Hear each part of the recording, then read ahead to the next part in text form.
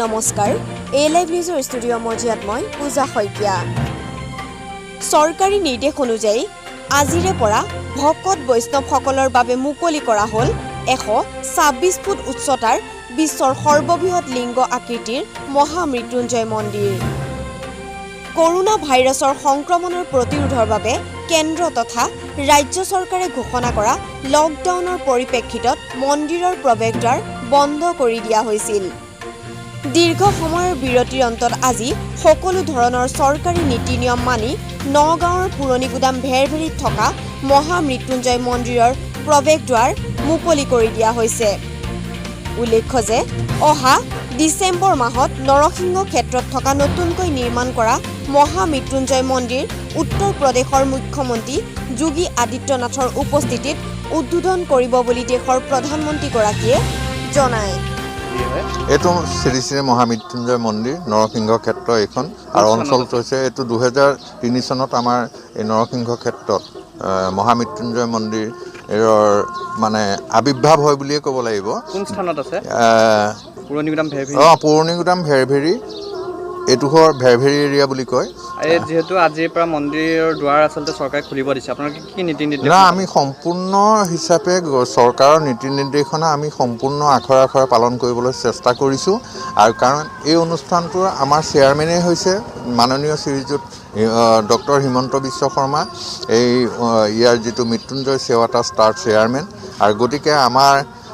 ইয়াত অন্যৰ ক্ষেত্ৰত অন্য কোনোবাই কিবা কম্প্ৰমাইজ কৰিলেও আমি ইয়াত কম্প্ৰমাইজ কৰিবলৈ আমি চেষ্টা কৰা নাইকিয়া নাম পঞ্জীয়ন কৰা হৈছে নাম পঞ্জীয়ন কৰা হৈছে চেনিটাইজেশ্যনৰ ব্যৱস্থা কৰা হৈছে 1 ঘণ্টাত 20 জনকে ভক্ত ভিতৰত সোমাবলৈ দিয়া হৈছে আৰু সেই ভক্তখিনি ওলাই যোৱাৰ পাছতহে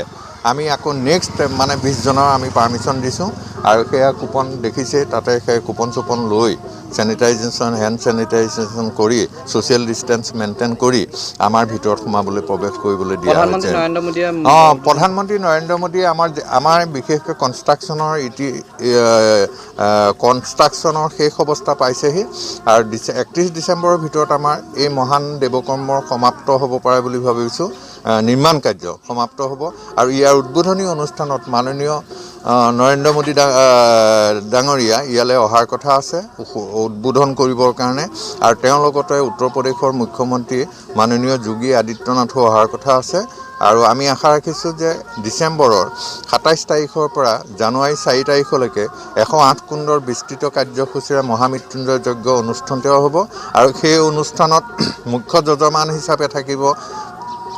ডক্টৰ হিমন্ত বিশ্ব শৰ্মা আৰু উদ্বোধনৰ কাৰ্যসূচীত অংশগ্ৰহণ কৰিব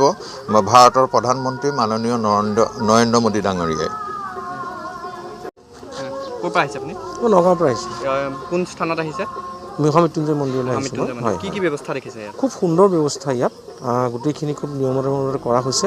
প্ৰথম কথা হৈছে নাম পঞ্জীয়ন কৰিছে প্লাছ কুপন দিয়াৰ ব্যৱস্থা কৰিছে প্লাছ আপোনাৰ ইয়াত 1 ঘণ্টাতকৈ বেছি সময় থাকিব যাতে নোৱাৰে তেনেকুৱা কিছু ব্যৱস্থা কৰিছে খুব ভাল লাগিছে দেখি পেলাই আৰু বহু দিনৰ মূৰত মন্দিৰলৈ আহিছোঁ সেইটো এটা ভাল লাগিছে মন্দিৰৰ দুৱাৰ যিহেতু আজিৰ পৰা খুলিছে চৰকাৰী সকলো নীতি নিৰ্দেশনা আপোনালোকেও মানিবলৈ চেষ্টা কৰিছে য়েছ ডেফিনেটলি আমি অহাৰ লগে লগে আমাক হেণ্ড চেনিটাইজাৰ দি পেলাই তেওঁলোকে হেৰি কৰিছোঁ হেণ্ড চেনিটাইজাৰ ব্যৱস্থা কৰিছে লগতে আমিও নিজেও মানে সাধাৰণ নাগৰিক হিচাপে আমি যিখিনি মানিব লাগে নিয়ম সতৰ্কতা অৱলম্বন কৰিছোঁ ধন্যবাদ